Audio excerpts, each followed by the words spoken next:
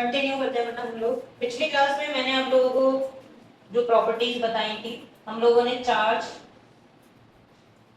और उसके रिलेटेड दो प्रॉपर्टीज मैंने आपको करा दी। कौन कौन से दो प्रॉपर्टीज आपने कर ली है? हाँ, हम लोगों ने पढ़ लिया एडिटिव प्रॉपर्टी, राइट। और सेकंड हमने क्या पढ़ा है बेटा? Conservation of charge, right, quantization of charge.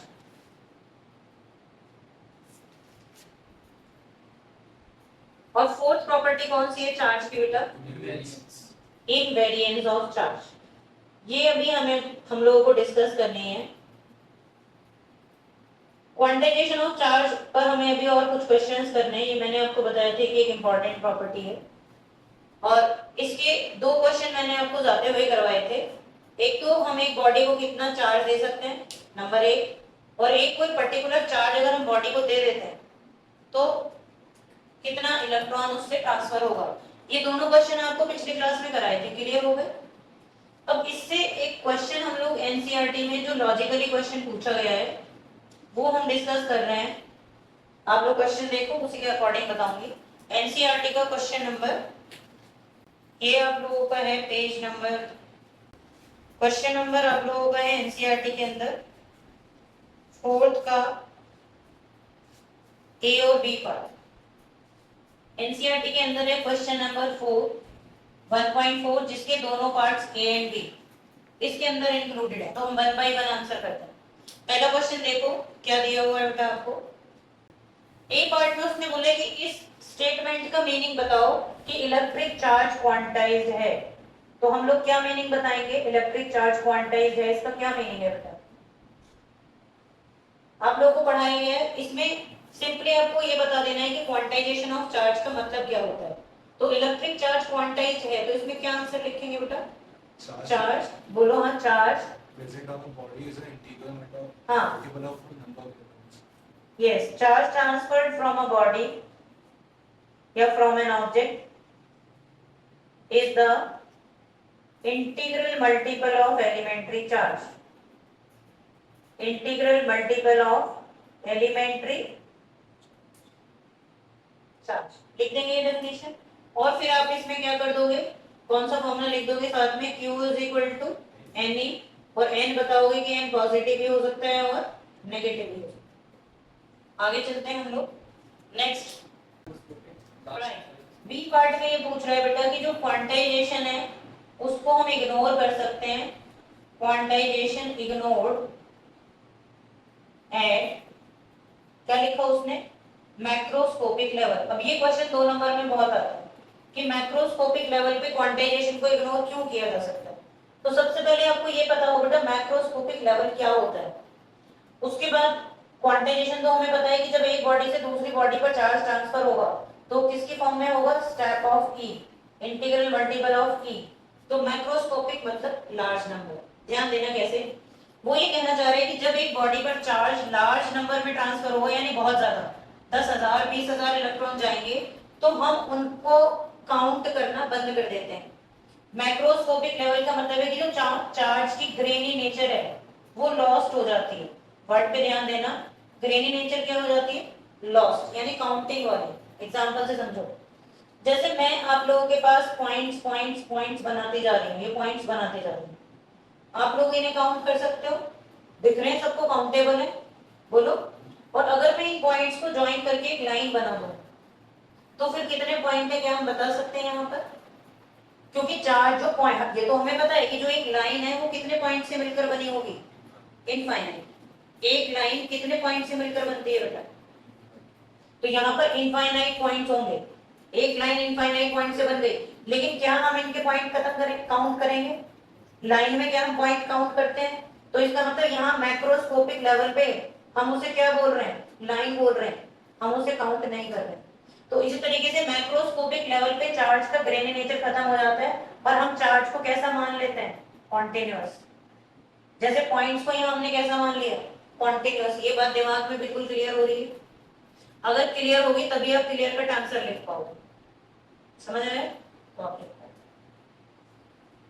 लिखो quantization of charge is ignored at macroscopic level. Quantization of charge is ignored at macroscopic level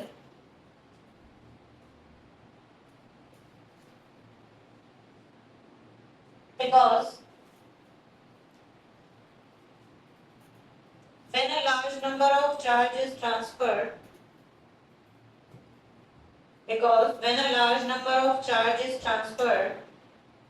from one body to other,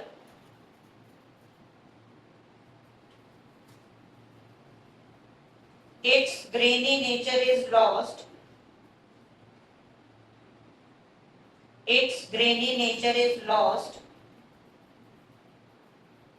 And they appear continuous.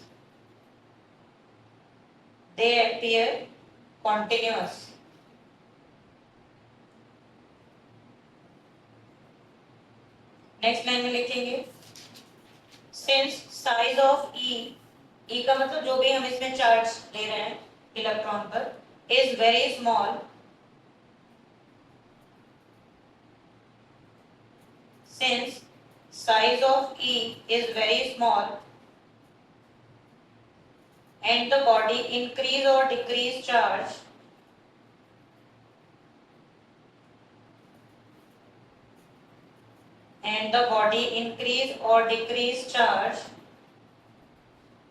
in the step of E.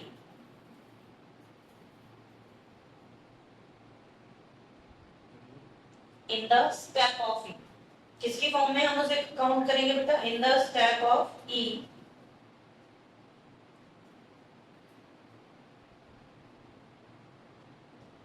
which is not visible. In the step of E which is not visible. क्या नहीं होगा बेटा? ये visible नहीं होगा. ये बात याद रखना, रीजन असर्शन में पूछता है चार्ज जो किसी भी बॉडी पे बढ़ता और घटता है वो किसकी फॉर्म में बढ़ता और घटता है? ई की फॉर्म में, ई के स्टेप में. और क्योंकि जब ज्यादा नंबर हो जाता है तो उसको हम काउंट नहीं करते तो एक कॉन्टिन्यूअस लगने लगता है. क्लियर हो गया? आगे चलते हैं हम और क्वेश्चन करते हैं हम इससे रिलेटेड, क्वांटाइजेशन से रिलेटेड एक और क्वेश्चन न्यूमेरिकल कर रहे हैं हम लोग. इसमें एनसीईआरटी में कुछ क्वेश्चंस आपको होमवर्क में दिए गए थे पिछली क्लास में, मार्क कर लो. जो अभी मैंने 2 क्वेश्चन तो आपको करा दिए हैं, जैसे आप लोग 1.5 हमने कर लिया है, ये आप मार्क कर लो. इसमें आप करके देख सकते हो. क्वेश्चन नंबर 1.4 मैंने करा दिया, 1.5 ये मार्क करो, 1.11 ये 2 क्वेश्चन जो बेसिक प्रॉपर्टीज ऑफ चार्ज पर ही बेस्ड हैं. तो अभी मैं बाकी की प्रॉपर्टी स्टार्ट करूंगी चार्ज की, लेकिन हम एक न्यूमेरिकल कर लेते हैं इसी पर बेस्ड. न्यूमेरिकल क्वेश्चन लिख लो आप. फाइंड amount of charge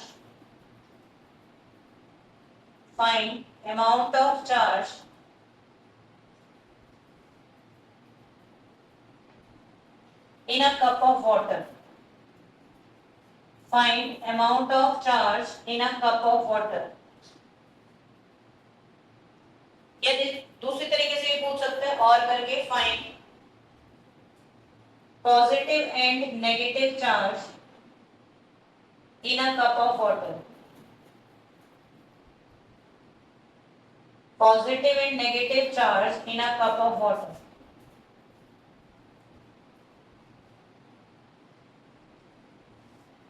ऐसा क्वेश्चन दिया हुआ है आपको एनसीईआरटी में भी, 1 कप पानी में कितना प्लस और कितना माइनस होगा ये निकालना है. ध्यान दो. तो जब भी क्वेश्चन आता है आप लोगों को, जैसे स्टूडेंट को प्रॉब्लम रहती है कि न्यूमेरिकल हमसे नहीं होते, तो उसके तरीके होते हैं कुछ, वो सीखो. क्वेश्चन की लैंग्वेज पहले पढ़ो. उसने बोला है find positive and negative charge in a cup of water. तो हम फोकस करेंगे पूछा गया है हमसे. उससे पहले कंक्लूजन निकालेंगे एक कप ऑफ वाटर में जितना पॉजिटिव है उतना नेगेटिव है. बेसिक से सोचो, ये पहला पॉइंट है. क्या ये सही है? 1 कप पानी में जितना पॉजिटिव और इतना ही नेगेटिव चार्ज होगा, पहला पॉइंट. दूसरा पॉइंट, अगर हमें चार्ज निकालना है कितना है तो हम कौन सा फॉर्मूला लगाएंगे, ये तुम्हारे दिमाग में आना चाहिए. राइट. कौन सा फॉर्मूला लगाएंगे बेटा? Q is equal to Na. जो क्वांटाइजेशन में पढ़ा। मैं पहले इसके स्टेप बता रही हूँ, शुरुआत हम वहीं से करेंगे क्वेश्चन की। अब आप लोगों की प्रॉब्लम सिर्फ n निकालना है।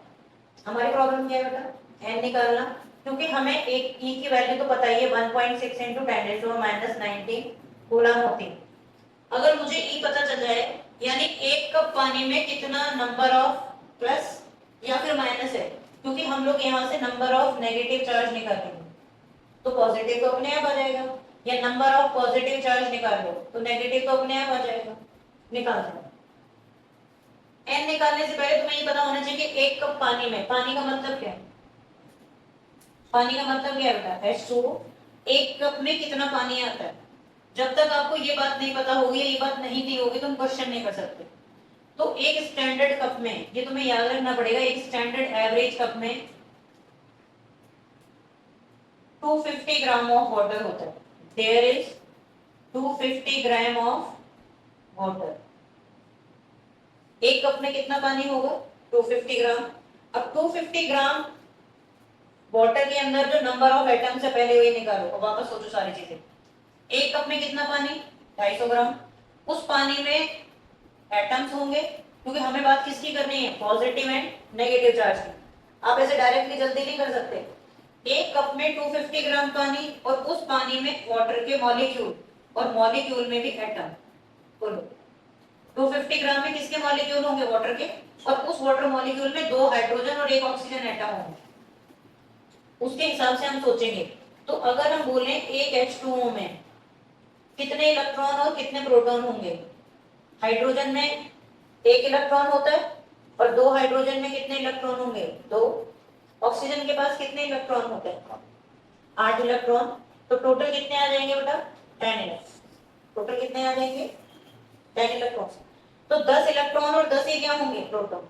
इन H2O atom, H2O molecule, there are 10 electrons and 10 protons। ये तो हमें एक हाइड्रोजन के वाटर मॉलिक्यूल में पता चला, लेकिन हमारे पास पानी है कितना, 250 ग्राम। तो तुम्हें इसमें नंबर ऑफ मोल्स निकालने पड़ेंगे। क्वेश्चन यहाँ से शुरू होगा। तुम कैसे क्वेश्चन करोगे, इन 250 ग्राम ऑफ वाटर, बोलो देयर आर, कितने एटम्स होंगे, नंबर ऑफ एटम्स कितने होंगे बेटा, बोलो 6.023 × 10⁻⁴। 1 ग्राम में कितना होगा, 6.023 × 10⁻23/250। ये मैंने सही लिखा है, मैं आप लोगों का देख रही हूँ कि 1 मोल में ऐसे ही निकालते हैं, या पहले हमें ये देखना पड़ेगा कि वाटर का मॉलिक्यूलर मास कितना है। आपने क्या सीखा है अभी तक 11th में, अगर तुम्हें 250 ग्राम में निकालने तो ऐसे निकल जाएगा डायरेक्ट, या पहले 1 मोल का निकालना पड़ता है। और 1 मोल का मॉलिक्यूलर मास निकालोगे H2O का, तो जल्दी में अगर आप ध्यान नहीं दोगे तो चीजें गलत हो सकती हैं। तुम्हें देखना पड़ेगा ऑक्सीजन, इसका H2O में हाइड्रोजन का कितना होगा, बोलो 2 ग्राम, और ये कितना होगा 16 ग्राम। तो कितना होगा 1 मोल में, 18। तो यहाँ पे ये जो नंबर ऑफ मोल होंगे 250 में नहीं आएंगे, ये किस में आएंगे, 18 में। ये वो छोटी छोटी गलती है जिसपे अगर आप ध्यान नहीं दोगे तो आपका क्वेश्चन गलत हो जाएगा। तो पहले आप 1 मोल में निकालोगे। अब यहाँ से अब ये कितना हो जाएगा तुम्हारे पास, therefore in 250 gram number of atoms कितने आएंगे बताओ, 250 × 6.023 × 23/18। और यहाँ से तुम n निकाल लो। ये आपके पास 1 मोल में आया, क्या आया, number of atom, number of molecule, number of atoms, या फिर ये कौन होते हैं बेटा, मॉलिक्यूल्स। तो ये नंबर ऑफ मॉलिक्यूल्स आ गए। और एक H2O मॉलिक्यूल में कितने हमारे पास, 10 इलेक्ट्रॉन और 10 प्रोटॉन। तो total negative charge, total number of electrons, total number of electrons कितना आएगा तुम्हारे पास, 10 टाइम्स ऑफ n। ये है पूरा क्वेश्चन। और यहाँ किससे, किसकी n की वैल्यू क्या आएगी तुम्हारे पास, 10 टाइम्स ऑफ n। तो अब n निकालो वहां से, तभी आंसर आएगा। और ये भी आप लोगों का चार्ज आ जाएगा। कोई भी क्वेश्चन में कंफ्यूजन है तो पूछ लो। अगर वो 1 कप पानी ना देके 100 ग्राम पानी देते तो फिर 100 ग्राम के हिसाब से करो। नोट करके सॉल्व करके बता दो। 6.023 की जगह 6 ले लो, ज्यादा फर्क नहीं पड़ेगा, बट हाँ कभी कभी फर्क पड़ जाता है रिजल्ट पे, बट बहुत ज्यादा डिफरेंस नहीं आएगा। आप कर लो, बड़ी कैलकुलेशंस में आप कर सकते। कितना आ रहा है बेटा नंबर ऑफ एटम्स बताओ,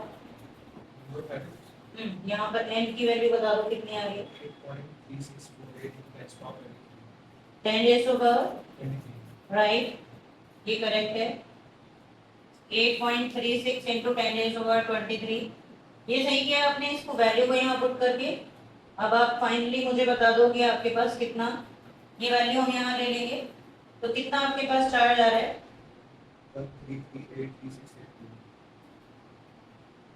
1338368 सब पॉजिटिव है ये।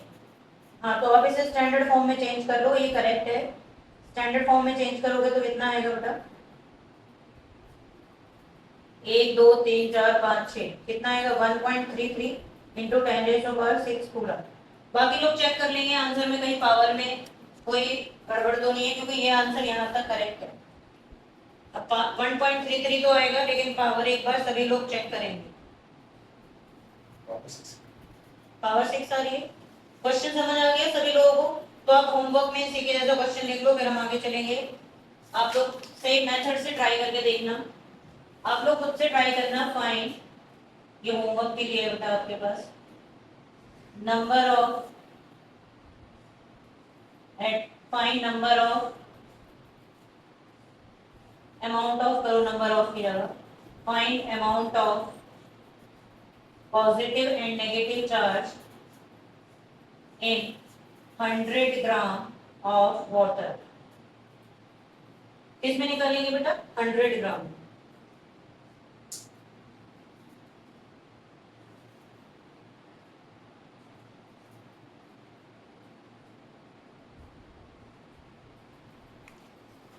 तो ये होमवर्क में अब आगे हेडिंग डाल दो, नया टॉपिक शुरू कर दो।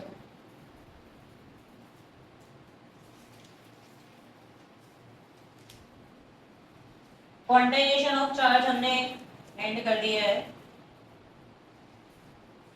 दो क्वेश्चंस जो मैंने अभी आपको एनसीईआरटी के दिए हैं उनको भी अभी देख लो आप हैंड टू हैंड, ताकि फिर तुम बाकी क्वेश्चंस कर पाओ, क्योंकि हम अभी कर तो रहे हैं क्वेश्चंस, तो उनको खत्म कर लेते हैं। जो दो क्वेश्चंस आपको चार्जिंग ड्यू टू फ्रिक्शन पर बेस्ड हैं या चार्जिंग ड्यू टू इंडक्शन, तो हम लोग दो क्वेश्चन और देख रहे हैं एनसीईआरटी के, फिर कूलम्ब्स लॉ स्टार्ट करते हैं। मैं आपको हिंट भी दे दूंगी अगर कहीं डाउट आएगा तो।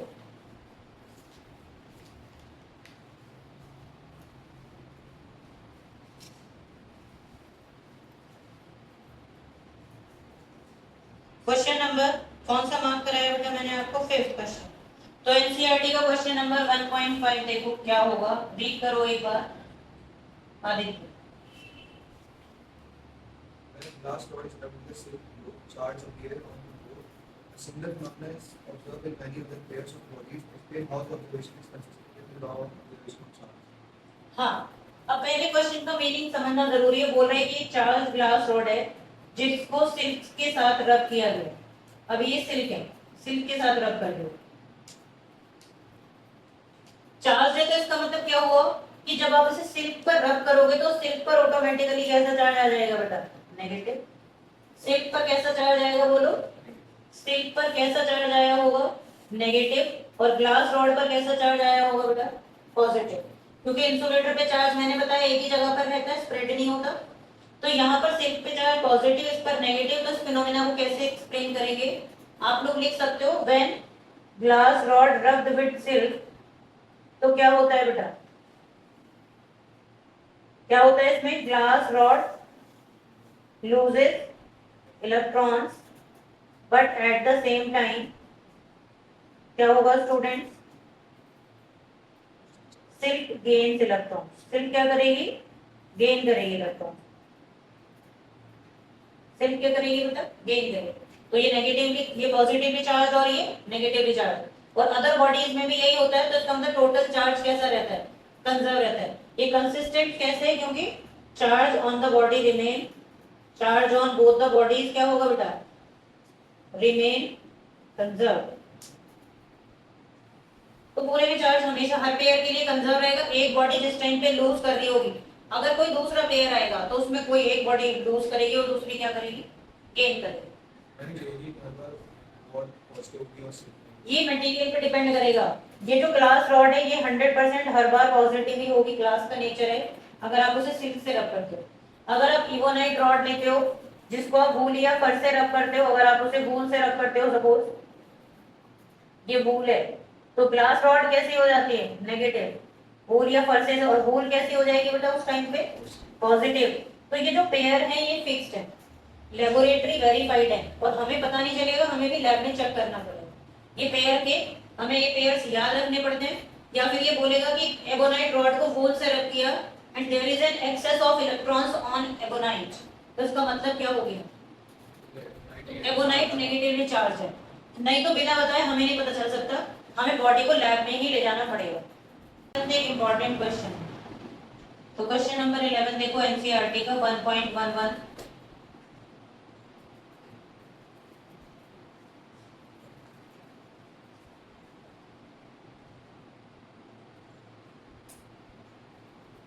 रीड करो क्या क्वेश्चन है नमन। Polyethylene is what we is found to have a negative charge of 10 raised to the minus 7 kg. Estimate the number of electrons transferred from this to which. B. Is there a transfer of mass from B to polyethylene? Right, देखो इस question में आप लोगों को बहुत अच्छी अच्छी बातें क्लियर होंगी। क्वेश्चन ने आपको बोला है कि पॉलीथीन को रब किया गया वूल से, राइट, और पॉलीथीन के ऊपर नेगेटिव चार्ज आ गया। क्वेश्चन की लैंग्वेज पर ध्यान दो, वो बोल रहे हैं ये पॉलीथीन है, और पॉलीथीन को किससे रब किया गया बेटा? पॉलीथीन को किससे रब किया गया है? यस, पॉलीथीन को रब किया गया किससे? वूल से। ये वूल ले लिया हमने, तो उसने बोला पॉलीथीन पे कैसा चार्ज आ जाता है? खुद बोल रहे हैं ना। क्वेश्चन ने क्या बोला है? क्वेश्चन की लैंग्वेज पे ध्यान दो। पॉलीथीन को रब करने से पॉलीथीन पर कैसा charge? It is found that to have negative charge. किस पर आया नेगेटिव चार्ज? पॉलीथीन पर। तो पॉलीथीन पर नेगेटिव चार्ज आ गया, और कितना नेगेटिव चार्ज आया? माइनस, कितना दिया बेटा? 3 × 10⁻⁻7 कूलम। अब सारी बात क्वेश्चन के अंदर ही है। उसने क्वेश्चन में बता दिया कि पॉलीथीन पर नेगेटिव चार्ज है। Estimate the number of electrons transferred from which to which. क्या बोलेंगे अब हम? विच टू विच में क्या होगा? जब वो बोल रहे पॉलीथीन पे नेगेटिव चार्ज आया है बेटा, तो वूल पर उसी टाइम कैसा चार्ज आएगा?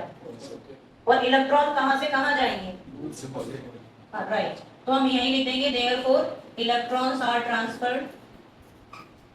ये एक नंबर मिलेगा तुम्हें इतना ही लिखने का। कहां से कहां चले गए? फ्रॉम वूल टू, कहां चले गए बेटा? पॉलीथीन। वूल टू पॉलीथीन, एक नंबर। अब उसने पूछा है estimate the number of electrons transferred, तो नंबर कैसे निकालेंगे? नाउ कौन सा फॉर्मूला लगाएंगे? शौर्य, Q = Ne, और N = Q/। तो यहाँ पर आप चार्ज लेंगे तो कितना होगा? माइनस, और क्योंकि ये इलेक्ट्रॉन्स के लिए ले रहे हो तो ये भी माइनस 1.6 × 10⁻⁻19। N = जो भी आपके पास वैल्यू आएगी 30/16 × 10⁻⁻7 + 19, ये आ जाए। सॉल्व कर लेंगे, आंसर बताओ। और ये ए पार्ट का आंसर हो गया। अब बी पार्ट में रीड करो आदित्य क्या बोला है। Is there a transfer of mass from wool to polyethylene? हाँ, अब बताओ, जब हमने देखा कि यहाँ पर इलेक्ट्रॉन लॉस हुआ है, ये गेन कर रहा है इलेक्ट्रॉन्स को, तो क्या मास भी ट्रांसफर हुआ होगा? आंसर क्या लिखोगे?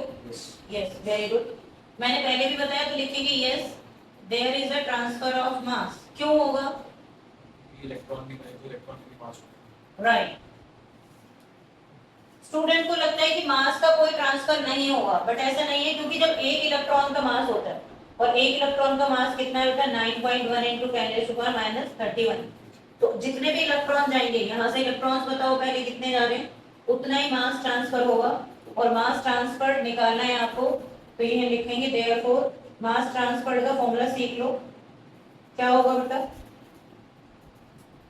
मास ट्रांसफर का फॉर्मूला क्या होगा?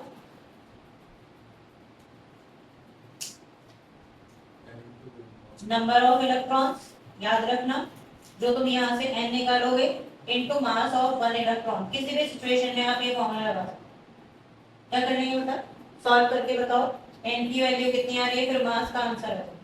ये क्वेश्चन क्लियर हो गया सबको? क्या किया है हमने इसके अंदर? पहले आप n निकालो, फिर किलोग्राम बताओ कितना, n की वैल्यू बताओ कितना। मुझे एक बार ये बता दो आपके पास कितने नंबर ऑफ इलेक्ट्रॉन्स आए हैं बेटा? 1.87 into 10 power 1.87 into 10 raised to power 12. Well. बाकी लोग चेक करें, ये करें, ये आ रहा है। अब यहाँ से मास ट्रांसफर निकाल दो। 1.61 to 10 raised to power minus 8. Answer match करो, एनसीईआरटी में क्या दिया हुआ है? 1.64 into 10 raised to power Minus 8. हाँ, चेक करो क्या आपका आंसर सही आ रहा है? Answer is like the negligible amount of. हाँ, नेग्लिजिबल अमाउंट लिखा है, बट यस तो होगा ना? Yes, sir. हाँ, ये नेग्लिजिबल अमाउंट ही, कोई बात नहीं, आपका करेक्ट आंसर है, यस आंसर भी करेक्ट है और ये वैल्यू भी correct है। आगे चलते हैं हम लोग। यस बेटा। हाँ, इनवेरियंस ऑफ चार्ज ले रहे हैं और चार्ज ड्यू टू कंडक्शन, ये दोनों चीजें पढ़ेंगे, लेकिन उसके लिए पहले इनवेरियंस करा देती हूँ चलो, उसके बाद कंडक्शन के से पहले हमें पढ़ना पड़ता है कूलम्ब्स लॉ, उसके बाद इसकी लास्ट प्रॉपर्टी पढ़ेंगे हम, इनवेरियंस ऑफ चार्ज। आप लोग हेडिंग डालो।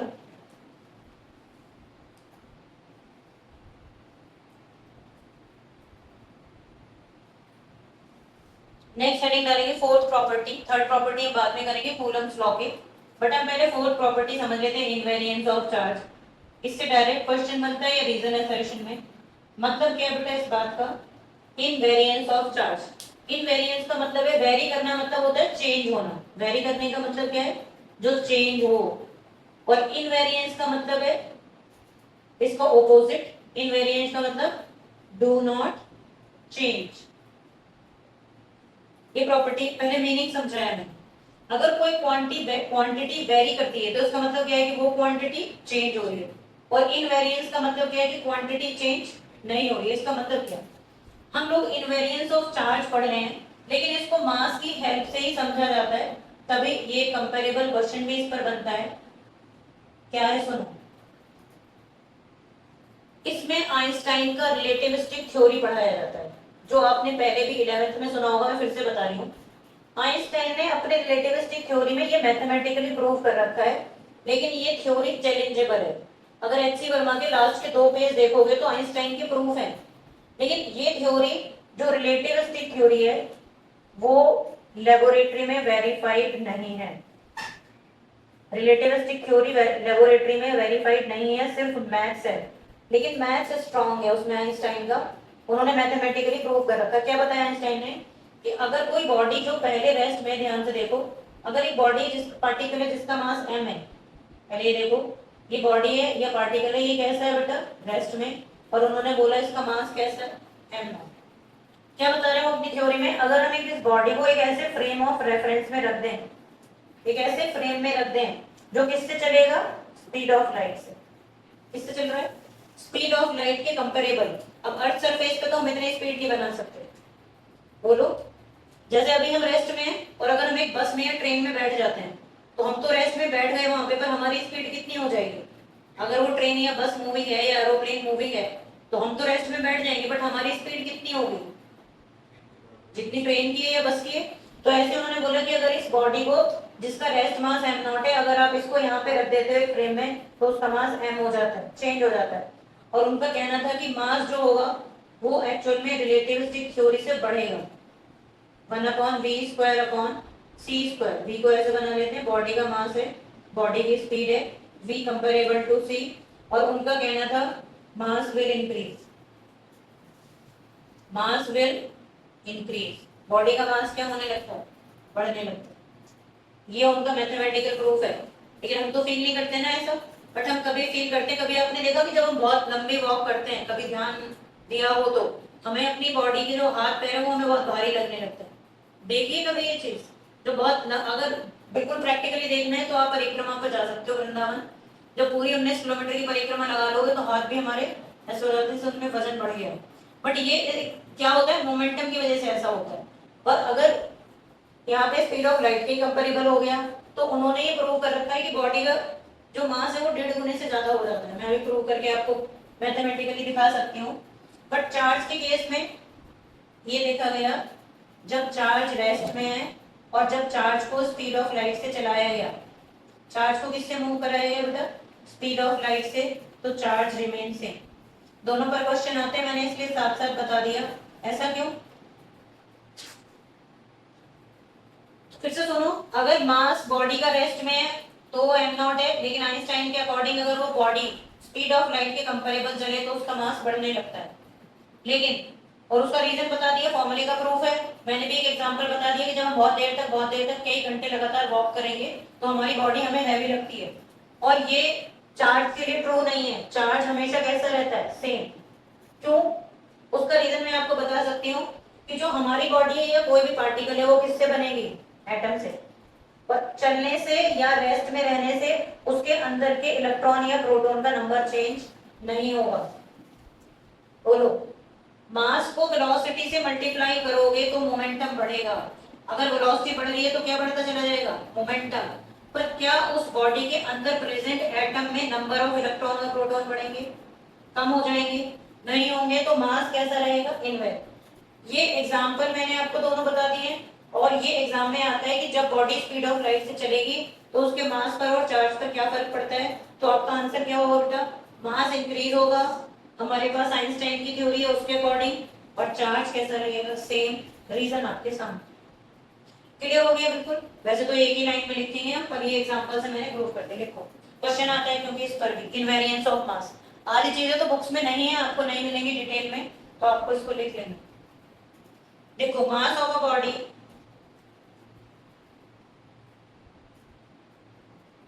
mass of a body increases when it moves. Mass of a body increases when it moves comparable to the speed of light,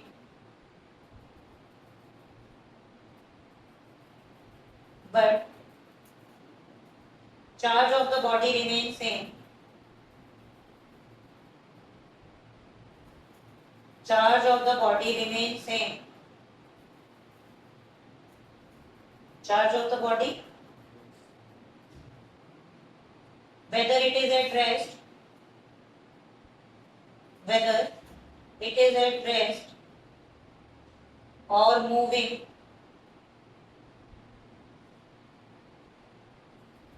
in a frame of reference,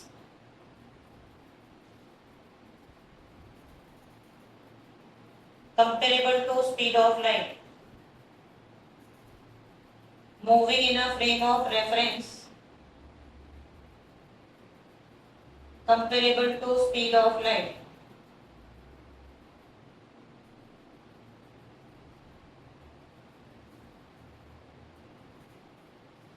दोनों को diagram से बना लो, आपको याद रहेगा रेस्ट में चार्ज क्यों है, रेस्ट में मास एम नॉट है, स्पीड में मास चेंज हो गया, मास बढ़ गया, लेकिन ये अंडरलाइन कर लेना, ये इसका इंपॉर्टेंट फोर्थ पॉइंट है।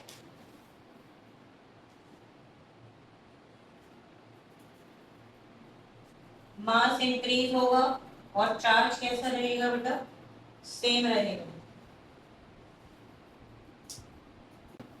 फिर हम नेक्स्ट क्लास में कूलम्स लॉ स्टार्ट कर देंगे। आज पॉइंट चार्ज लिख लो। पॉइंट चार्ज क्या होता है, आप लोगों ने 11th में पॉइंट ऑब्जेक्ट पढ़ा था बेटा। 11th में हमने क्या पढ़ा था, एक पॉइंट ऑब्जेक्ट, किसी को याद है क्या होता है, कोई बताएगा? बॉडी है और उसका सारा मास जो है वो कम ज्यादा होता है, उसको उस बॉडी को पॉइंट मास की तरह ले लेते हैं। तो इसी तरीके से पॉइंट चार्ज होता है। मैं थोड़ा सा आपको रिवाइज कराऊं, पॉइंट ऑब्जेक्ट क्या होती है। आप लोगों को ये बताया जाता है कि अगर कोई ऑब्जेक्ट अपने साइज के कंपैरिजन में बहुत ज्यादा डिस्टेंस कवर कर लेती है तो उस ऑब्जेक्ट को हम कैसा एज्यूम कर लेते हैं बेटा, पॉइंट। जैसे एक बस है, वो हरिद्वार चली गई गाजियाबाद से। गाजियाबाद से कहाँ चली गई बेटा, हरिद्वार। और गाजियाबाद से हरिद्वार का डिस्टेंस है 180 किलोमीटर। तो क्या हम उसमें बस का साइज ऐड या सब्ट्रैक्ट करते हैं, बोलो? बस को हम क्या इमेजिन कर लेते हैं, पॉइंट। ट्रेन को भी हम क्या इमेजिन कर लेंगे, पॉइंट। बाई रोड बात कर रहे हैं। तो यहाँ पर क्योंकि इनका जो साइज है वो डिस्टेंस के सामने कैसा है, साइज जो होगा बहुत कैसा होगा, स्मॉल, वेरी वेरी स्मॉल, और डिस्टेंस कैसी होगी, लार्ज। तो वो ऑब्जेक्ट क्या बन जाएगी, पॉइंट ऑब्जेक्ट। कोई प्रॉब्लम? और पॉइंट चार्ज के लिए भी सेम सिचुएशन है कि अगर आपके पास दो ऑब्जेक्ट्स हैं, यानी दो पॉइंट चार्जेस जैसे मैं एग्जांपल ले लेते हैं, इसमें स्टूडेंट को कंफ्यूजन रहता है 1 माइक्रोकूलम 2 माइक्रोकूलम। इन चार्जेस का सेपरेशन कितना ले लेते हैं हम? 1 सेंटीमीटर। तो स्टूडेंट को लगता है 1 सेंटीमीटर तो इतना सा डिस्टेंस होता है, ये कहाँ बड़ा डिस्टेंस है, जबकि हम बोल रहे हैं कि जो ये साइज कैसा होना चाहिए, वेरी स्मॉल, और डिस्टेंस कैसा होना चाहिए बेटा, वेरी लार्ज। तो स्टूडेंट को लगता है ये डिस्टेंस तो बहुत ही कम है, तो ये कैसे पॉइंट होंगे। बट जो चार्जेस की वैल्यू है एसआई सिस्टम में, अगर हम उसे मैथमेटिकली सोचें तो उनके देखो उनकी वैल्यू क्या है, 0.00001 कोला। और एसआई सिस्टम में अगर आप डिस्टेंस को मेजर करो, एसआई सिस्टम में डिस्टेंस तो क्या होगा 0.01। तो कौन बहुत छोटा है, ये वाला वैल्यू मैथमेटिकली। हम चार्ज को डिस्टेंस से कंपेयर नहीं कर रहे, बट हम उसको ये दिखाना चाह रहे हैं कि जो ये यहाँ से मैथमेटिकल वैल्यू ये बहुत ज्यादा कम है, इसका सेपरेशन बहुत ज्यादा बड़ा है। तो ये कैसा होगा बेटा, पॉइंट चार्ज। कोई कंफ्यूजन तो लिख लो। If the separation between two point charges is very, if the separation between two charges, if the separation between two charges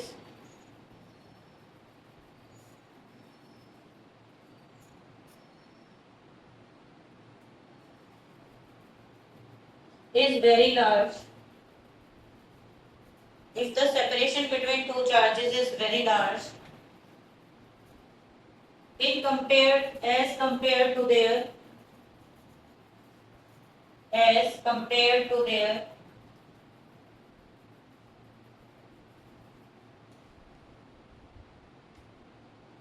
size, then they are assumed as point charge, then they are assumed as point charge।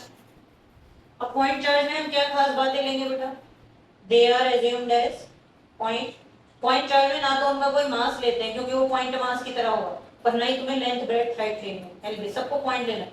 जैसे इसमें दोनों का point लगा दिया, ऐसे charge का भी हम क्या लगा देंगे, अगर वो बोलेगा कि एक चार्ज है -1000 माइक्रोकूलम का तो आप पॉइंट लगा दो, चार्ज है -2 माइक्रोकूलम तो भी पॉइंट लगा देंगे। समझ में आ रहा है? तो ये बना लो एग्जांपल के लिए, बना लिया। अब कूलम्स लॉ हम नेक्स्ट क्लास में डिस्कस करेंगे, आज की क्लास में इतना ही है आपका, क्योंकि अगले वीक में टेस्ट होगा, मतलब जितना हम कवर कर लेंगे, जब ये चैप्टर का पार्ट कवर हो जाएगा तो जो भी आपके डाउट्स हैं वो आप पूछ लेंगे, जब हम ये चैप्टर का पार्ट कवर कर लेंगे, जितना भी अगले फ्राइडे तक। तो अभी शुरू में तो 10 नंबर का ही टेस्ट होगा छोटा सा। कूलम्स लॉ आप लोग हेडिंग डाल देना, कंटिन्यू करेंगे नेक्स्ट क्लास में।